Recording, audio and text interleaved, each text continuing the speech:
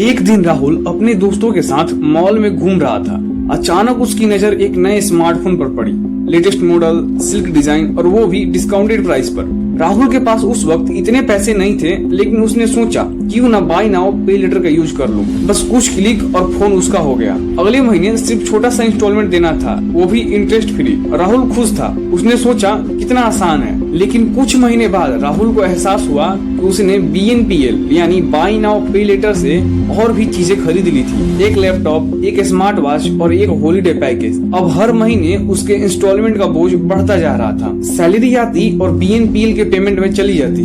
अब राहुल बैठ के सोच रहा है ये सुविधा है या सजा। तो आज हम बात करेंगे एक ऐसे ट्रेंड की जो इंडिया में तेजी से बढ़ रहा है। बाय नाउ पे लेटर यानी BNPL क्या है, इसका क्रेज क्यों है और इसका फायदे और नुकसान क्या है, चलिए जानते हैं।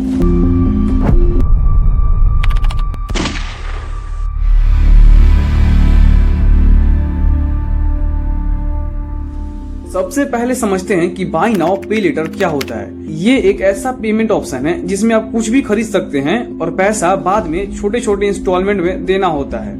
ये अक्सर बिना किसी इंटरेस्ट का होता है या इस पे इंटरेस्ट बहुत लो होता है। इंडिया में पेटीएम, जेस्ट मनी और लेजी पे जैसे प्लेटफॉर्म ये सर्विस देते हैं। ये एक तरह का मिनी लोन है, लेकिन क्रेडिट कार्ड से काफी अलग। लेकिन इंडिया में बाय नाउ पे लेटर का क्रेज तेजी से क्यों बढ़ रहा है?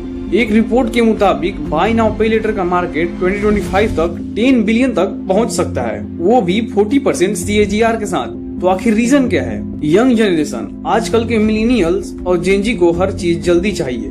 BNPL उन्हें वो चांस देता है। अब इन्हें कुछ भी खरीदने के लिए पैसे जोड़ने की जरूरत नहीं, बस फोन निकालना है, पेटीएम खोलना है और डिजिटल पेमेंट कर देना है। UPI और ई-कॉमर्स के बूम ने BNPL को हर जगह पहुंचा दिया है। और एक तो इस पे जीरो इंटरेस्ट है। क्रेडिट कार्ड के 20 से 30% के मुकाबले BNPL का जीरो इंटरेस्ट वाला ऑफर लोगों को अट्रैक्ट करता है। एक सर्वे के मुताबिक इंडिया में 60% BNPL के यूजर 18 से 35 साल के बीच में हैं। 2024 में BNPL के ट्रांजैक्शन ने क्रेडिट कार्ड के ट्रांजैक्शन को भी पीछे छोड़ दिया है। ये दिखाता है कि ट्रेंड कितना बड़ा हो चुका है, खास करके ऑनलाइन शॉपिंग के लिए।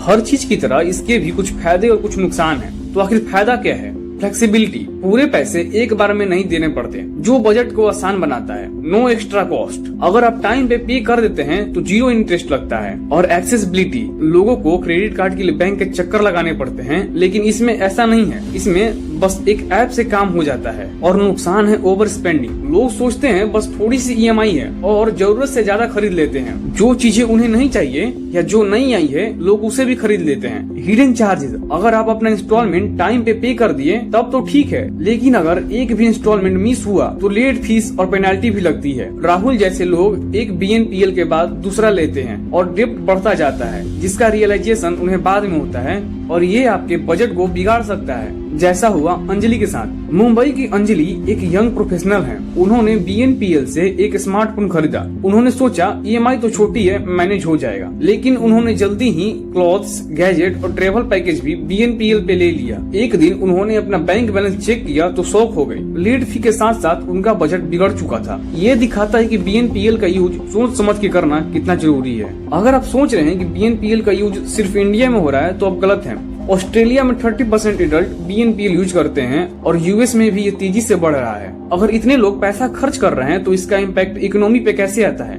BNPL का इकोनॉमी पर दोनों तरह का असर है, पॉजिटिव और नेगेटिव। पॉजिटिव ये है कि कंज्यूमर स्पेंडिंग बढ़ रहा है, जो बिजनेसेस और GDP के लिए अच्छा है। और नेगेटिव ये है कि अगर लोग डेब्ट में डूब गए तो ये फाइनेंशियल क्राइसिस का कारण बन सकता है। इसीलिए बैलेंस जरूरी है। इसमें साइकोलॉजी का भी बहुत बड़ा रोल होता है। BNPL क्यों इतना पॉपुलर हो रहा है? ये लोगों के दिल और दिमाग से खेलता है। अभी लो और बाद में पे करो का आइडिया इंस्टेंट ग्रेटिफिकेशन देता है। कंपनी भी इजी साइन अप और नो इंटरेस्ट से लोगों को अट्रैक्ट करती है, लेकिन यह इम्पल्सिव बाइंग को बढ़ावा देता है, जो लंबी रेस में नुकसान कर सकता है। BNPL का फ्यूचर क्या होगा? एक्सपर्ट का कहना है कि BNPL इंडिया में और बड़ा होगा, लेकिन इसके साथ रेगुलेशन भी आएंगे। RBI, reserve bank of India, इस पर नजर रखेगा ताकि कंज्यूमर को डेब्ट ट्रैप से बचाया जा सके। अगर सही से मैनेज हुआ तो यह एक गेम चेंजर बन सकता है।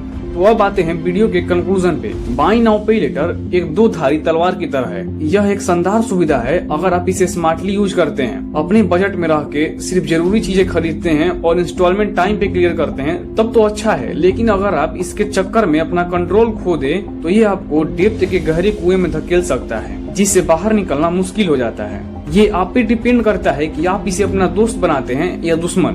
तो अगली बार जब आप BNPL का यूज करें तो खुद से ये दो सवाल जरूर पूछिए। पहला, क्या ये चीज सच में जरूरी है या बस आपका दिल कर रहा है? और दूसरा, क्या मैं इसे अफोर्ड कर सकता हूँ बिना अपने बजट को तोड़े?